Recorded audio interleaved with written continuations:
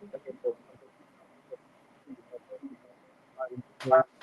guys today as we have the first installment of our recruiting biz with Coach Riz. Make sure I got this turned down. All right, we're tuned in live and in effect right here on my channel, BiggDogg Chico channel, on Coach Riz's channel. Check them out at Devin Rispress on YouTube and Twitter as Coach 2 Bless, as you'll see it right up there. We got some topics to go over with you guys today. So make sure you get in the comments and join this conversation. There's not just a chat with us, myself, and Coach Riz, but this is a chat to include all of you guys out there. Coach Riz, how you doing? I'm doing good, brother. I can't complain. Good, man. I'm glad we can do this and start doing this every week and provide some insight into the recruiting world for all of those out there. So let them know a little bit about yourself just in case they might not know. Say it again, Chico. You kind of break it up. It might be my connection. I'm not sure. Okay, can you hear me now? Am I good up there? I hear you. Let me know in the comments if you guys can hear me pretty good out there. Let me know about the sound.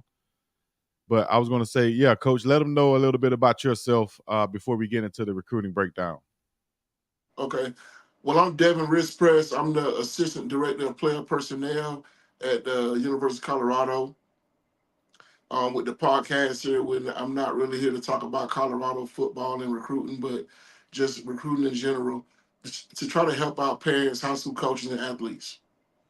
Exactly. And that's why you guys might see the red here, not so much black and gold, because this is for all recruits out there. Anybody who's checking in, whatever sport you're checking in, this is for you guys. So get in the comments right now, ask the questions. But we do have some topics to cover until we get all your questions coming in. Y'all can check out these topics right here that we'll go over. Am I being recruited?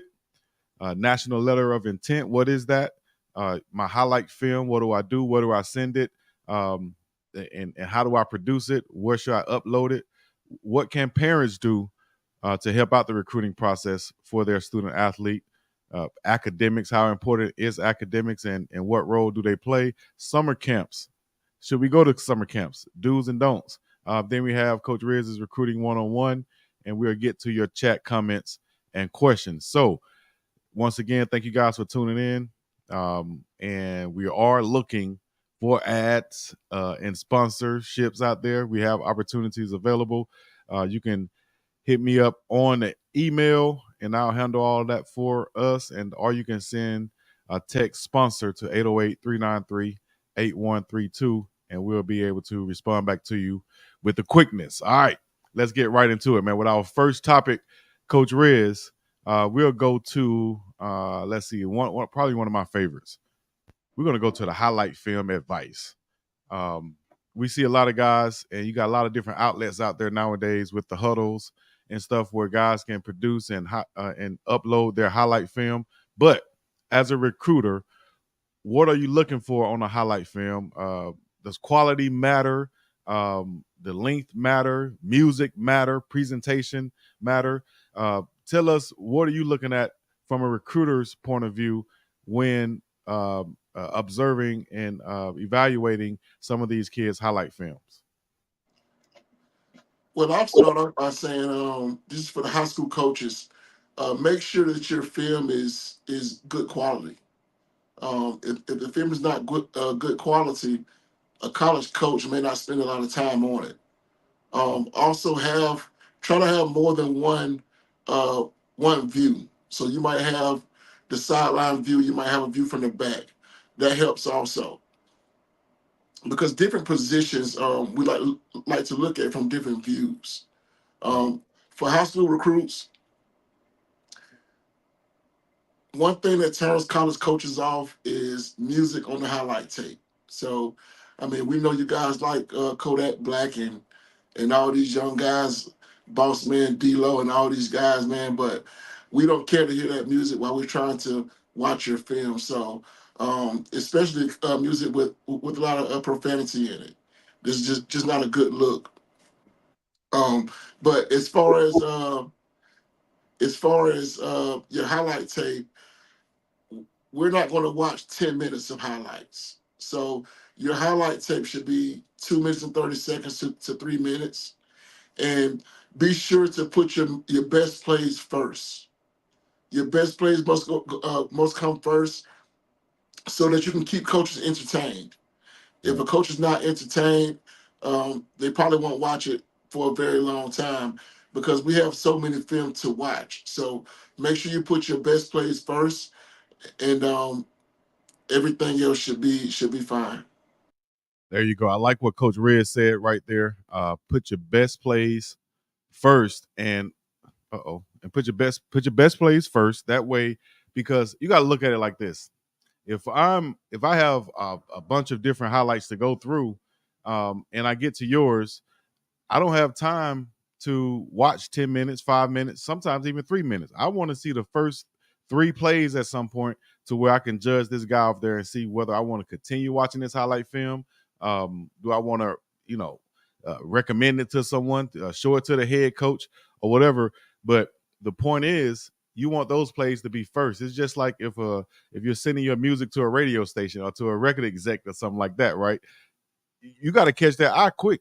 You got to catch that ear quick, should I say, by putting your best foot forward right there. So if I'm making a highlight tape, I'm going to have an introduction on there with maybe I'm not really worried about music, but maybe with some stats or my information that says my name, where I come from, my size, my height, weight, school, GPA, things of that nature, to where um, they can see that and know exactly what it is when they're watching it from the get-go. So when the highlight film come on, if you can see my name, BiggDogg Chico, 6'2", 386 pounds, whatever, 3.0 GPA, this high school, I'm from this place, and so on. So as soon as the coach turns on your highlight film, they'll know who they're watching and what's to come. So that's the highlight film advice. Y'all check that out. Anything else you wanted to add on that, Coach Riz? Pretty much, I think I hit on. Pretty much, I think I hit on everything. I think those are the most important things when it comes to formulating the highlight tape. There you go. All right, let's move to the next topic. You guys got any questions on that? Let us know in the chats. What is a national letter of intent, to be exact, Coach? A national letter of intent is a contract. Um, it's a contract, and it's very seldom that you're let out of them. The only way that you're able to get out of a letter of intent is, your the college coach that you signed the letter of intent with will let you out, and also the athletic department. But it's pretty much a contract where you're committing to playing at a university or that college. Exactly. NLI, not an NIL. Don't get it confused. National letter of intent is a binding agreement, a contract, like Coach said, between a prospective student athlete and an NLI member institution. So it's the letter that goes out. It's that signing of the contract. Just like if it was a professional league, it'll be that contract signing. With the NLI, National Letter of Intent, that's them signing this national letter of intent that I'm going to this school and I have intentions of being there. So for anybody has any questions, there you go. As we have more right now, what does it mean when you are being recruited? When you're recruited, how can a student athlete, tell the difference from just being kind of, courted or ask some questions as opposed to you're actually being recruited now? How can I tell that if I'm a student athlete? Some kids, some kids may not know that they're being recruited, because the process just hasn't heated up yet. But coaches are gathering their information on a student athlete, whether it's watching the film or obtaining uh, transcripts and different stuff of that nature. But most times when you are actually being recruited, the college coaches will reach out to you versus you reaching out to them and trying to get their attention. But most coaches, when you're being recruited, because you know you have goods that they need, so obviously they're after you. So I always relate recruiting to relationships and girlfriends. So when you when you see a girl that you like and you really want to pursue her, you'll spend more time communicating with her or trying to get in contact with her versus her trying to get in contact with you. So I think that's one of my things I compare it to relationships and women also. Hey, honestly, honestly, that's a great comparison analogy right there. Because you can tell you're being recruited by how they're courting you. Real quick question: Chico always got stories and stuff, but real quick story. I was being recruited by Southern Miss University down in Hattiesburg, Mississippi. I really didn't want to go to Mississippi to go to school for whatever reason, but Southern Miss really wanted me. They were recruiting me really hard. The coach eventually called me and said, "Hey, son, can we come pick you up from your home and we'll drive you down to Hattiesburg, Mississippi? You know, we just want you to see the campus. Don't miss out on this opportunity." They were definitely recruiting me hard. Letters you get in the mail from the this back in the day. Letters you get in the mail that lets you know that these coaches are really trying to recruit you. We got questions coming in also. I'm making sure I start all of these questions to make sure I get them read. Any super chat questions, put them in the comments right now. You can super chat, you can donate, whatever you want to get your question read, guaranteed. And we got a question right here from Travis. Let me see. Travis Dixon, right here. And we're going to say, sir, I got a question. Does height attract coaches like a I want him type thing? Does height really attract coaches? Is what he's saying. I'm thinking if I can answer this, I'm thinking for certain positions, and Coach Riz kind of hit on this on the last show when he said height really don't matter if you got it. If you're a dog, if you're showing everything on film, you know height won't matter as much. But answer that question right there for us, Coach. It really depends on the position, to be honest. There are certain positions that you can get away with being shorter. Offensive line is not one of those positions. Really, it really depends on what the coach is looking for. If you are a shorter offensive lineman, you have to have long limbs, long arms. Mm-hmm. Um, at wide receiver, you can be a short wide receiver if you're dynamic. I mean, just look at Tyreek Hill and Jalen Waddle and some of those explosive guys that got away with not being, very tall. Running back is another position that you don't have to be very tall at. Mm-hmm. Um, you know, but there are key positions where you're going to need some height, and if you don't have it, you're going to have to be a dynamic player. When I say dynamic, you're going to have to be a guy that, no matter how big you are, coach cannot turn you down. Yeah. Also, if you're smaller, you're going to have speed, a lot of speed, a lot of agility. So you can't get away with being a smaller guy, but if you are going to be a smaller guy, you have to be dynamic. And when I say dynamic, I mean when coach cut that film on, they say, "Man, I don't care how tall he is, I have to have him." Got to have them. Let me ask you this question. You said except for offensive line. Can you expand on that? Why would being a shorter offensive lineman kind of work against you as opposed to being a taller offensive lineman? And is there a minimum type height that you would kind of look for as an offensive lineman from an offensive lineman? Well, I won't just say offensive line. I mean defensive line also.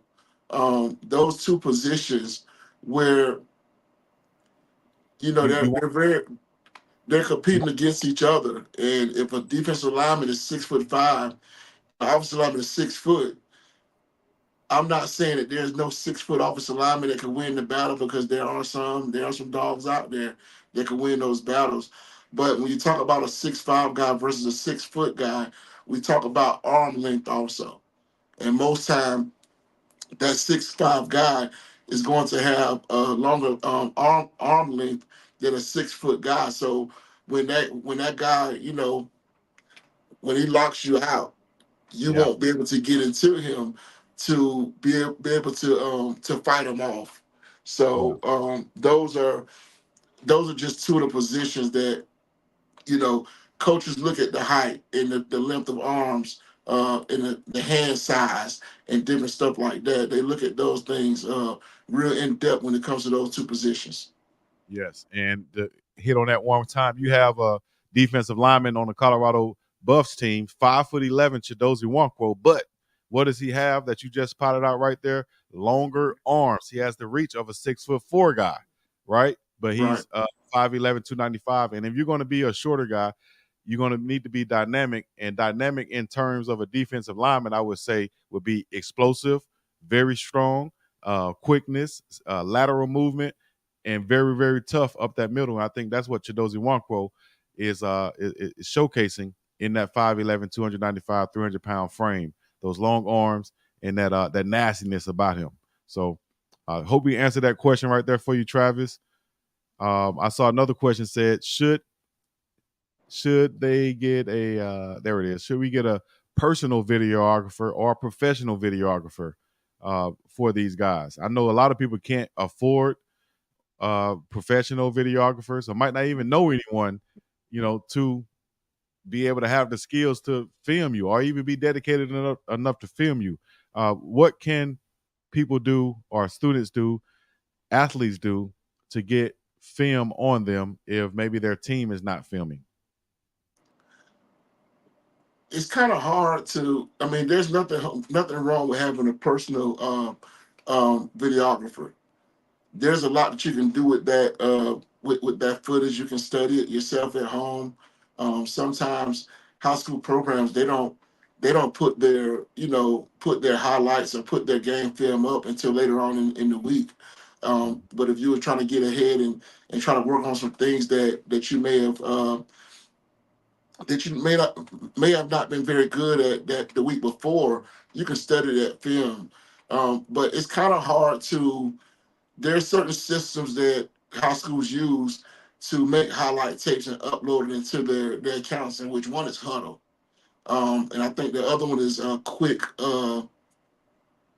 Cut or something like that. So they use those systems for a reason because it's fairly easy to make those highlight tapes and be able to provide them to colleges. But I've seen people with personal videographers, and it can be a good thing. Exactly. Yep. So that's what it is. When you're being recruited, you shall know. But have your stuff ready, and that goes right into our next one as far as academics go. And we see a young athlete in the chat right now saying that he makes A's and B's, and he's looking for. He has some questions, but Coach, what are the importance of academics in young athletes? You know, I know they used to have a thing called a clearinghouse. I'm not even sure if they still have that nowadays, but I think they did away with like ACT scores and stuff like that. What's the news on these academics, and how important are academics, going into college? Academics is the most important thing. It's the most important. I mean, as a college coach, as a recruiter, if if a kid struggles in high school, it's going to be hard for me to trust that he can handle the college workload. It's going to be hard. These scholarships are worth hundreds of thousands of dollars depending on where you go to school at. So when we invest that money in a kid, we want to make sure that he'll be able to handle the college workload. There's a such thing in college football called APR, and the APR has killed a lot of football programs, and that's where if a certain amount of guys don't graduate, or if guys fail out of schools, teams are penalized for that, and they can be put on probation, and some even lose their programs. So as a college coach, you have to be sure that these guys that the kids that you're recruiting will be able to handle the college workload. So a lot of kids, they tend to, and I was one of them. I'm not going to say a lot of kids. I was one of them. I Yeah. took my ninth grade year for granted. I went into high school in ninth grade, I want to have fun, and that's what it was. But when you struggle as a ninth grader, it's hard to climb out of that hole. It's Yeah. hard, and there are a lot of things that There are a lot of different tools out here today versus when I was in school, where you can go back and make up those classes. I know in Florida we had something called Florida Virtual School, and there are a lot of online sites that you can go make these classes up and replace those grades. But you don't have to. I mean, you don't want to be that guy that has to go back and replace certain credit hours. Yeah. So academics is very important. You spoke about the clearinghouse. The clearinghouse is still the clearinghouse. The only thing that has changed is for the clearinghouse, you don't need an ACT or SAT score. That's the Gotcha. only thing. But you still need to have a core GPA, in which the core GPA has dropped some, I think, to a 2.3. But to receive a scholarship from a college, you would have to be cleared by the NCAA clearinghouse. Yes, definitely. So you got to have your grades and stuff together. Don't take high school for granted and just think because you can make a basket, you can score a goal, you can catch a touchdown pass or throw one, that they're just going to let you, ease your way through. Because to be honest, a lot of, depending on the schools you go to, you might run into a professor that never played sports, never been a sport um, fan, always probably looked at athletes as being, privileged people. So you're going to have some people out there that might not be on your same squad, your same team, to look out for you. So you're going to have to do that work. You're going to have to put in the hours and dedicate yourself to academics the same way you dedicate yourself on the football field. And that's just a given, the way you do anything is the way you do all things, right? I think I heard Yeah. Say something like that. And you're gonna have to. You can't say I'm going to be a good player on the field, but don't take care of your academics. At some point, that's going to catch up to you, dog. And you're going to be saying, "I wish I had her." You know. So for those guys who might struggle in academics in high school and aren't able to dig themselves out of that hole to go to that Division One or get cleared by the clearinghouse, they might end up having to go a route of JUCO. Coach, um, can you tell us about that JUCO route? Isn't that the route you took also? No, I didn't take the JUCO route, but I was a guy, and I'm glad that I'm here on this platform. I was a guy, man. I was so talented to where I knew that no matter what I did in the classroom, I was going to college. Yeah. Um, and that was true. I did go to college, but it wasn't the schools that I should have went to. Right. I don't,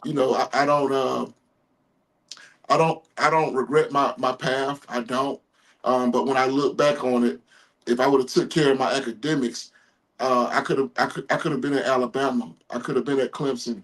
I could have been at some of these bigger schools because I held offers from them, but there was nothing they could do with me because I didn't take care of my academics. Yep. So when I took a when I stepped into the coaching game, I was big on academics, and that goes from my 7-on-7 that I ran, and even the high school that I was at, the high school that I coached at.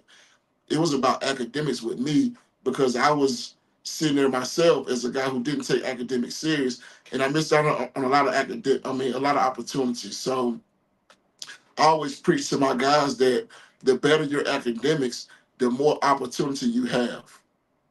We all Yes. know that the portal has taken high school football by storm. It has changed the recruiting game for the worse. So a lot of guys that may have been FBS guys end up being FCS guys. A lot of guys that in a normal cycle, a normal cycle would have been FCS guys, ended up being Division II guys. A lot of guys that were Division II guys ended up being NAIA guys. You have to know, with the lower you drop down in divisions, the less scholarships that they have. Hmm. So Division II only has so many scholarships. NAIA doesn't have many scholarships at all. Some Yeah. some don't give out scholarships. So they depend on academic money, academic scholarships, along with your financial aid packaged together to be able to take care of school. So you just never know what the future holds. You may be a guy that has to depend on some kind of academic scholarship packaged along with a financial with your financial aid or with the academic scholarship. So, like I said, the better your academics, the more opportunities you have. Right. Get your academics out there, young fellas. If you got A's and B's, that's good. Now you got to, stay on top of that and take care of your work on the field. Put in that extra work and take care of this right here too, because this is very important. This is going to be how people see you. Once your academics are straight, once your own field stuff is straight, you got your highlight film straight. Social media management, we could talk about, it goes back to what Coach Riz said. There's no need to have this, explicit music on your highlight tape. It's not something that the coaches want to hear anyway. Same thing on your social media. If you're putting highlights on your social media, there's no need to put, explicit lyrics on your content. If you're putting something on there to represent yourself, use the instrumental. You can have the same song, use the instrumental without the words. And also, if you're on social media, your picture, you're looking like, you're a rapper or something like that. You're looking like you're more of a that rather than this. That can hurt you. A coach can look past you just because of your image. So, coach, can you talk about that? Your social media management for these young guys, and I'll get to some of these questions in the comments also. Your social media is is like a resume. Um, your social media and your film is a resume. So your social media reflects who you are. So if I go stroll Little Johnny's, and I say Little Johnny's a random name, but if I go scroll Little Johnny's social media, and all I see on his social media is fight videos, guys smoking, uh, a whole bunch of nonsense, guys shooting guns, and even Little Johnny holding guns in pictures. I guarantee you, he won't get recruited because I'm going to think that's your character. Yep. I'm going to think that's who you are as a person. So perception is a lot, says a lot. So guys, your social media should represent who you are. It should represent who you are. And a lot of guys have lost a lot of opportunities because of their social media. And you can't clean it up. You never know when a college coach is going to watch your social media. You never know when. You never know how far he'll go back in, in your social media. So just put good stuff out there. As far as Twitter goes, Twitter is the biggest platform for recruiting for all sports. So your Twitter page should consist of nothing but college coaches, other athletes, and things of that nature. You shouldn't be following the fight page or you know, no nonsense should be on there. It just shouldn't. And social media presence is big also. So if you're a college athlete, well, a high school athlete, and you're looking to get recruited, and you're not, and you don't have a social media presence, you can't be very serious about getting recruited. You should have your highlights posted on there. You should have workout videos. You should have uh, you can post your grades on their report card. I mean, college coaches, you may not see them liking or retweeting your stuff as much, but we can't like and we can't quote as a retweet. Now we can retweet and like, that's it, but we can't comment. Let me rephrase that. We can't comment. So even when college coaches don't comment or don't retweet or don't like, don't think they're not watching because they are. And also, a lot of college programs, they have a department of guys, and their job is to watch social medias. Their job is to watch social medias. And also for the parents out there, if I'm recruiting your child, I'm recruiting you also. So I may go dig in your social media also. I want to see what type of parents you have. Big And a lot time. of parents don't know that. But as college coaches, man, we're investing a lot of money in your kid. So of course we want to know everything we can about them. So guys, Have a clean social media. Don't let social media be the reason that you miss out on an opportunity, because there are a lot of guys who have missed out on opportunities because of their social media. Simple as that. They you snitching on yourself. You telling on yourself. You hurting yourself. You shooting yourself in the foot by doing things like that, putting crazy stuff on your social media. Chris E said, "Get a burner account for ratchet things." At least if you're gonna do it, if you have to watch it, that might be a great tip. Get another account. But if you want to get, Well, you know, come on. But tell them, coach, you can get found on that page too, can't you? man, look, college football recruiting, college football recruiters like the FBI. Yep. Man, if we want to find you or find something, we'll find it. So, guys, just don't indulge in those things. And I'm not asking anybody to be perfect, because coming up, I wasn't perfect. I'm pretty sure Chico wasn't perfect. There are no perfect individuals. But when you're trying to obtain something, you're trying to achieve a certain goal, guys. You want to kind of condition your mind for that moment, because I was always told, man, you are what you watch. You are what you hang around. So if you hang around trash long enough, you'll become trash. If you watch enough trash every day, That's what your mind you'll is consumed with. You you'll know, that's think that way. You'll yeah. think that way. So guys, just try to just stay away from the nonsense. Stay away from the nonsense. I hope some parents are listening out there, fans, and whoever else listening, advisors to a young athlete. Listen in. Share this with your young athlete. Get them on there. Make them listen to this and watch this. You know, you got a guy out there. You know he's talented, but you look at his social media page. It look like he want to be rapper number two, Lil Big Baby, whatever you want to call him.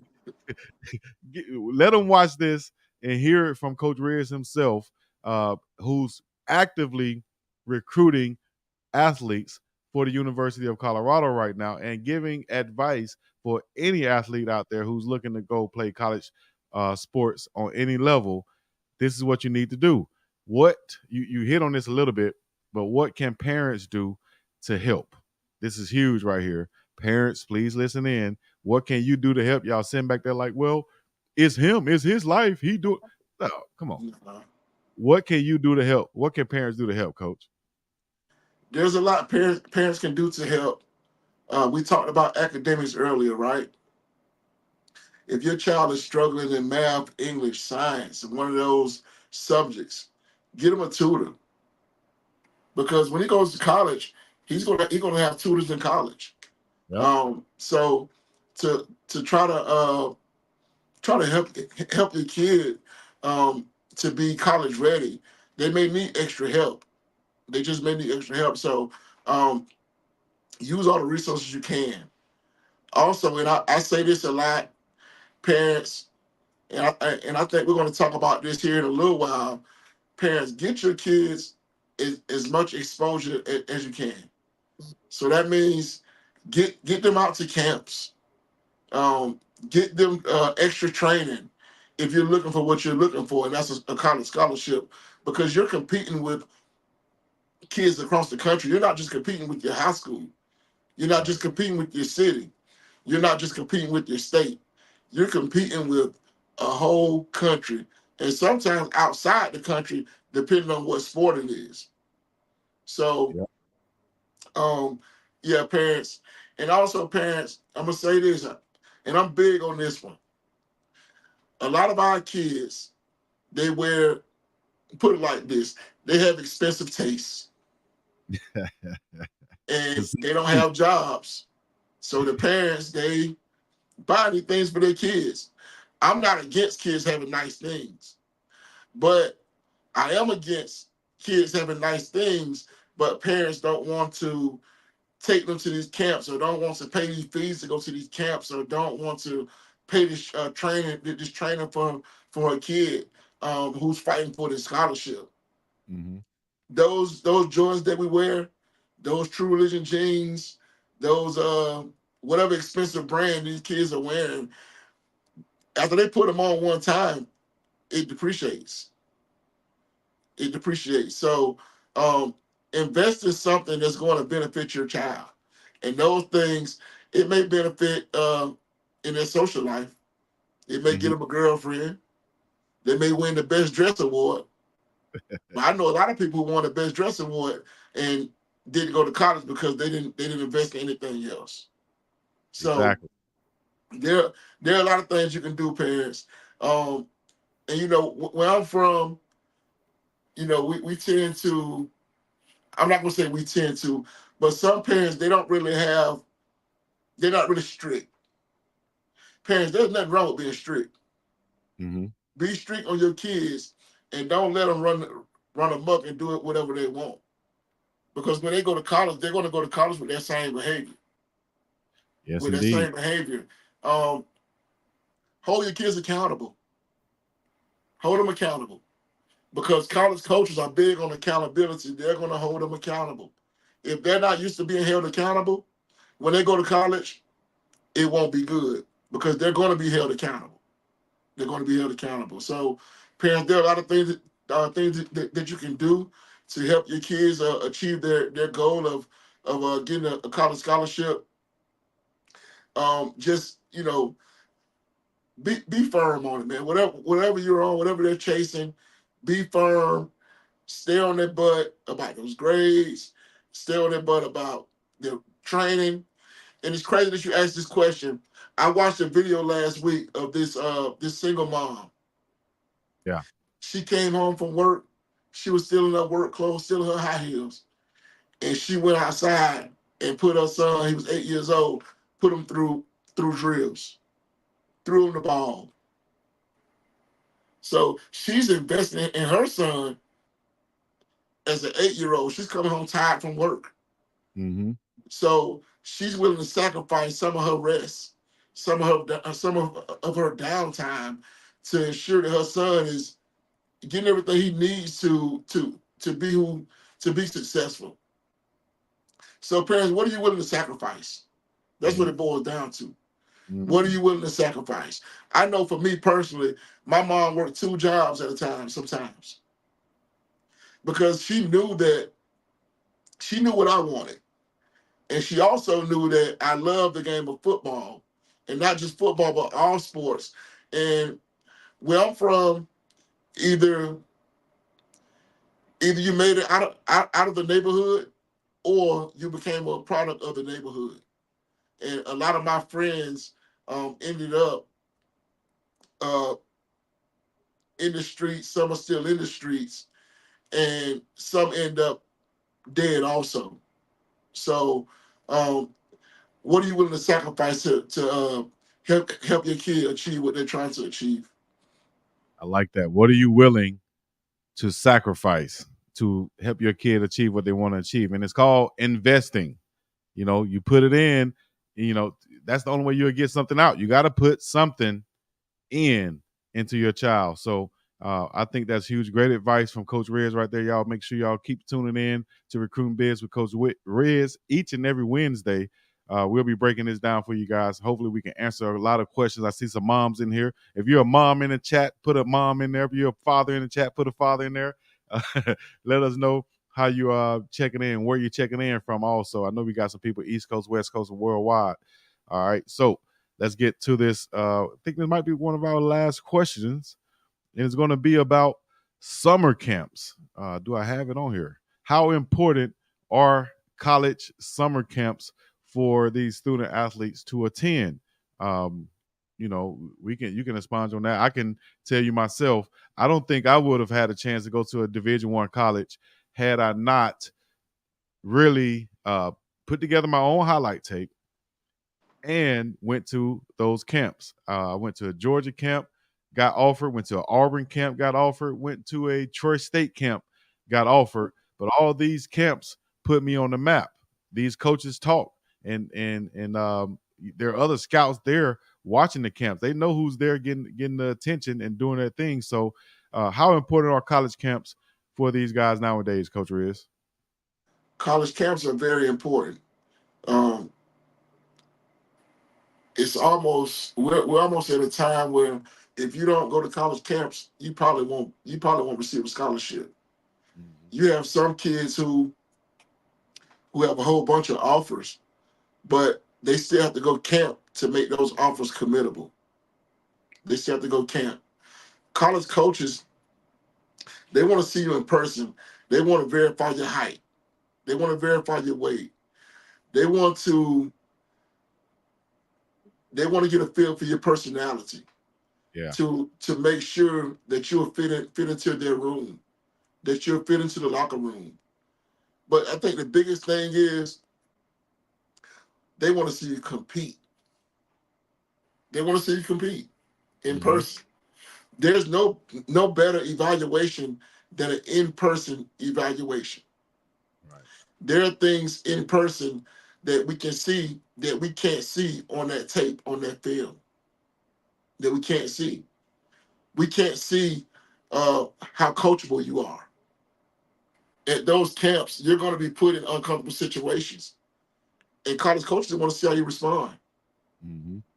At those camps, you're going to be coached hard. We want to see if you can take coaching. So those college camps are real important. It's more like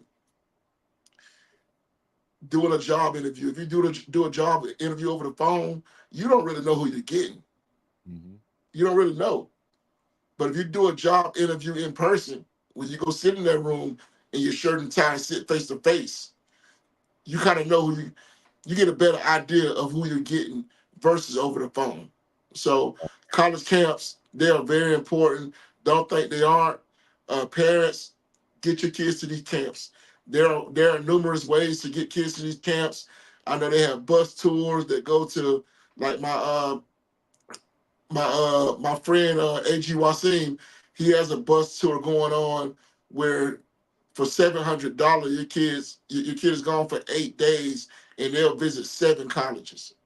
Mm. So and I was telling somebody last night, it may sound like a lot of money, but I That's a asked the question just before. I just asked the question, what are you willing to sacrifice? What are you willing to sacrifice? $700 sounds like a lot of money, but to get in front of 7 colleges, 7 college football staffs in 8 days, that's pretty cheap. yes, So indeed. it is. So parents, get your kids to these camps. Don't take them for granted. Don't sit around when it comes around to his senior year and you're wondering why he's not being recruited. Mm-hmm.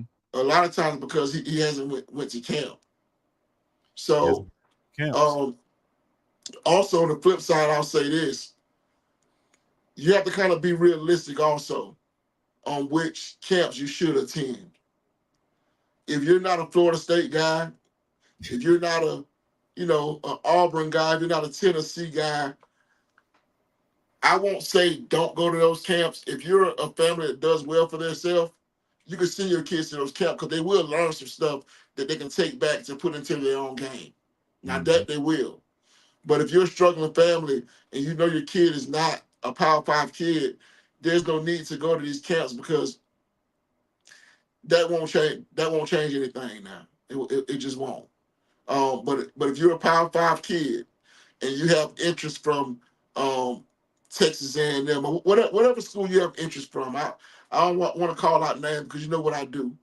Yeah, So but whatever schools you have interest from, you want to go camp at those schools. most definitely. And if you're a small town kid, and like you said, you might not have a lot of income with your parents. What are some ways you maybe can get innovative to raise some money to be able to go to some of these camps? Well, there's so many ways to raise money these days. We all know about GoFundMe. Yep. I'm pretty sure everybody that's on this live and everybody whose kid plays football, they have a supporting cast, they have friends, they have coworkers, and it'll be people that you don't even know that would donate to the cause because they want to see your kid do something positive. Yep. So they have GoFundMe. But I think the most popular way and the easiest way is a raffle. Mm. So you could take $100, $150, go buy a television, right? Go buy a television, Yep. sell $10 raffle tickets. Yep.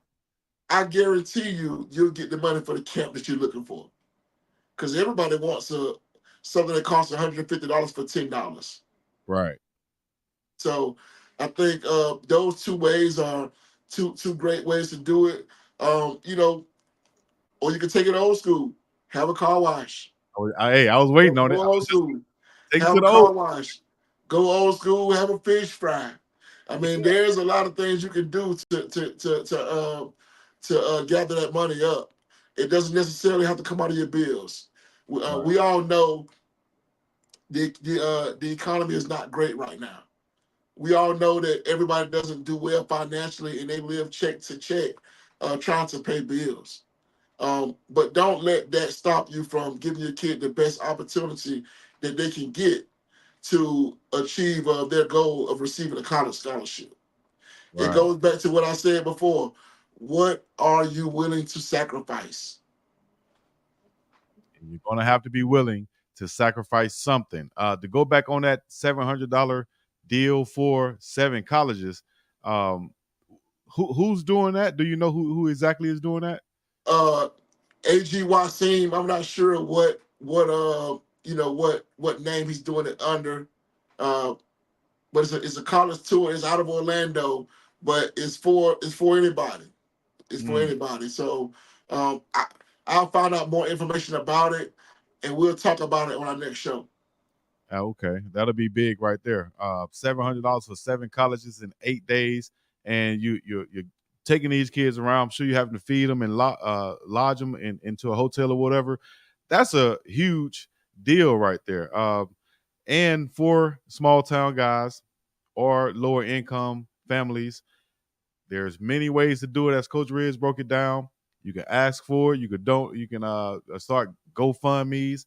You can do something as simple as, what are you willing to do? You can go DoorDash, do a DoorDash, do Uber Eats. You can get some money up. It's ways to do it. Ask for donations, but just think about and be creative to find ways to get that money up. Because, like Coach Riz said, be probably more people willing to help you than you even know. You just got to reach out and put it out there. So uh, last thing we'll go to is our chat comments and questions. So go ahead, get them in right now. If you've been listening this long, we appreciate you. Thank you for joining in.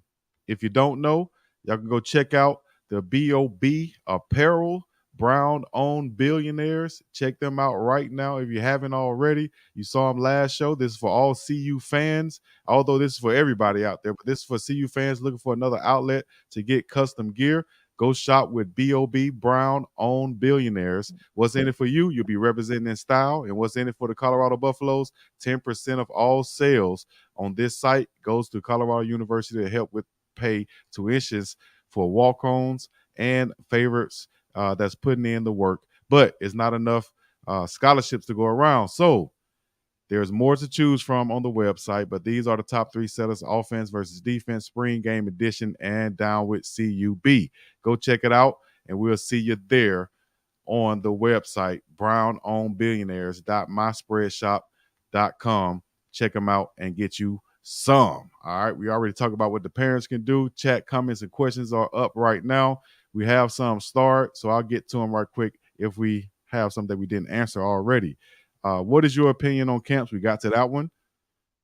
I said, teach, Coach Riz, teach. These are the comments and questions. So we clicking on all of them. I still remember my young days in South Africa and Greece.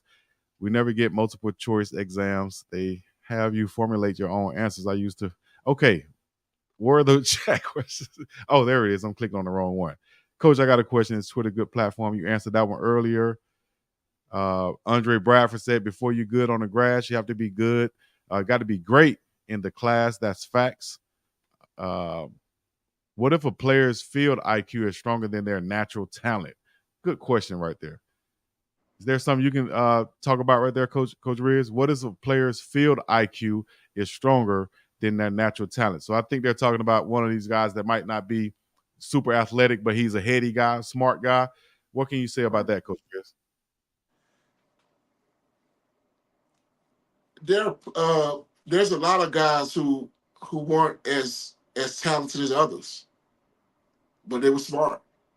Um, there's a few positions that that that fits, and linebacker is one.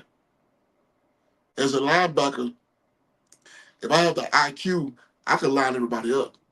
Mm-hmm. Now, this guy that's in front, that's more talented than me, you know, he may be more talented, but he may not be as smart. He may not be able to line everybody up. He may not pick up the whole playbook. So there are a lot of guys who are playing over guys who are more talented in college because of their IQ. And that look, it's kind of common for that to happen. It is because college playbook, in some systems, man, you have a thick playbook. Everybody can't retain that information. Right. So that's a great question, but it is common for that to happen where a guy who's smarter than the guy who is more talented and the smarter kid actually plays. So and something just to go along with that. Also, there are a lot of talented guys in college who don't do the little things right. Right. And when I say do the little things right, I'm talking about being on time, um, not missing study hall, not missing class, things of that nature. And the guy who's less talented but does everything right plays over the guy who has all the talent. Mm-hmm. And I always tell people this is one of the things that my good friend AC Carter likes to say is talent is not enough. Talent is not enough. So if you can't grasp that playbook or you won't do the right things, the little things, your talent won't get you on that field. And what's the old saying? Hard work beats talent when talent doesn't work hard, right? Always. Always. All right. One of the last ones we have is Jermaine King says the difference in being a 3-star or a 4-star can be linked back to what camps did you attend. Is that true? That's true. It is. Um, and, I don't talk against the guys that run these camps and give these stars. I don't. But a lot of these camps you go to and that you don't go to can be the difference between you being bumped up a star. It can. So that's why we talked about this whole segment about attend those camps. Attend those camps. Also, another thing that can stop you from being a 3 or 4 star or whatever star, or even a 5 star, is the way that you perform at those camps. Yeah. So if they're running 40 and doing shuttle drills and L drills, you better prepare and train for those drills. Because if you go there and you don't perform well, those same results get shipped out to all the colleges across the country. So you're doing a disservice to yourself if you're going to these camps and you're not prepared. Right. Same way you think you're going to a job interview, but you're not coming in there looking the part. You're not doing what you're supposed to do. You didn't practice in the mirror. Hey, my name is, and you go in there. Oh, my name is, and you don't know how to speak. You got to be prepared, man. Prepare yourself and go in there and do what you're supposed to do, man. From the jump.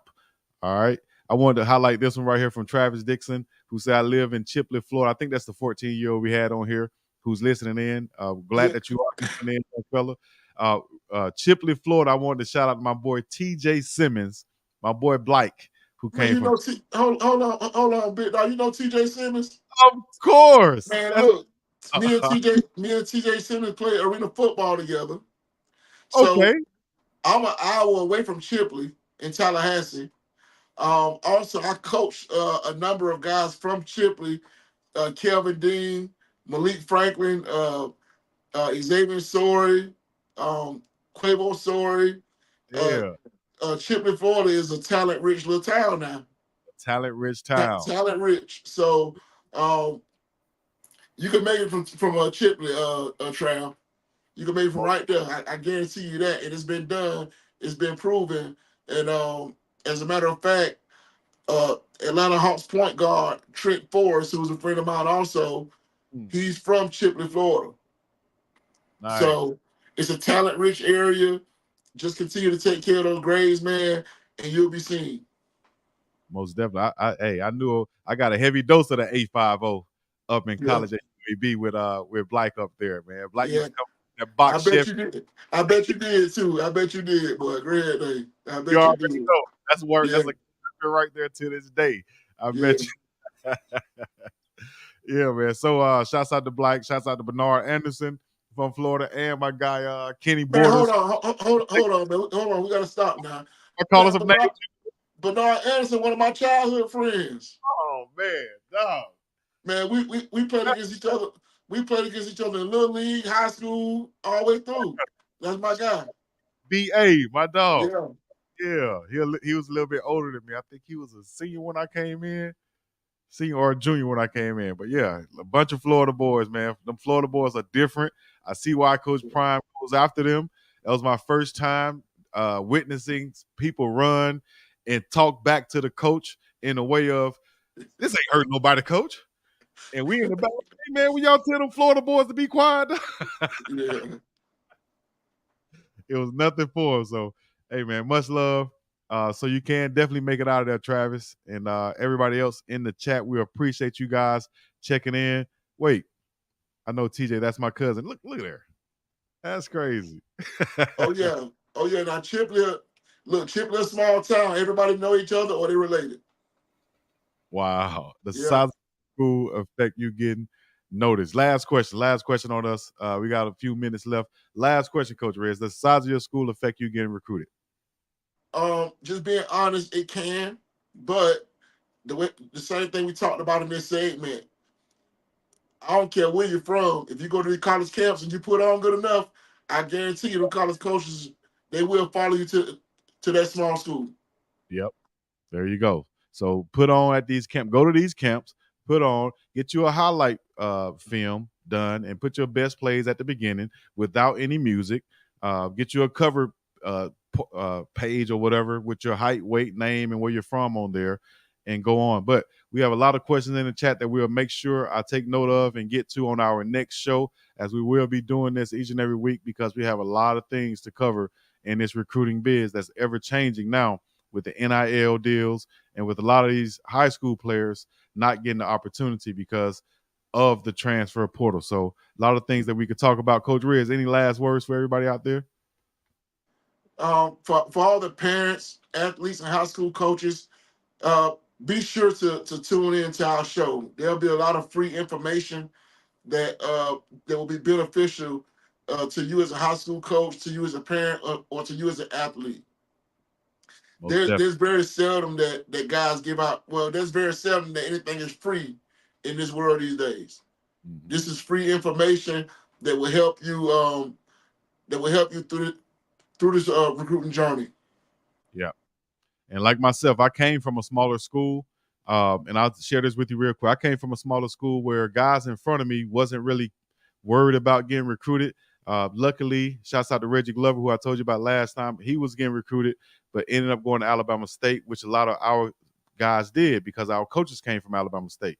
I wanted to do something different and go to a better school. So I started going to these camps, like I said, got offered and got recruited, ended up deciding to go to UAB, but all of that stuff would have never happened had it not came from these camps. And then with me getting recruited, it led to Ben Obamanu getting recruited. He ended up going to Auburn and playing with the Seattle Seahawks.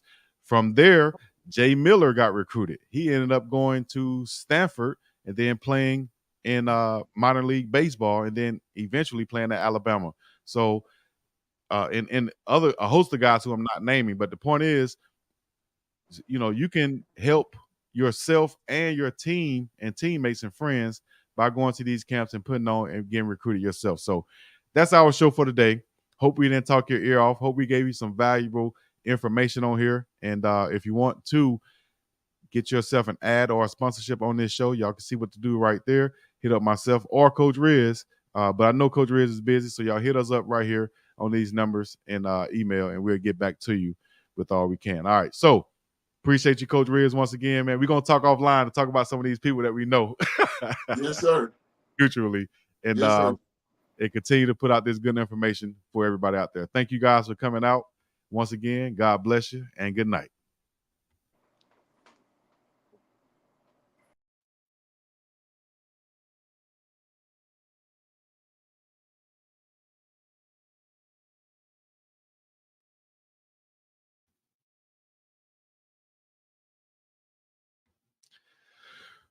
Oh, one love. So we're still on.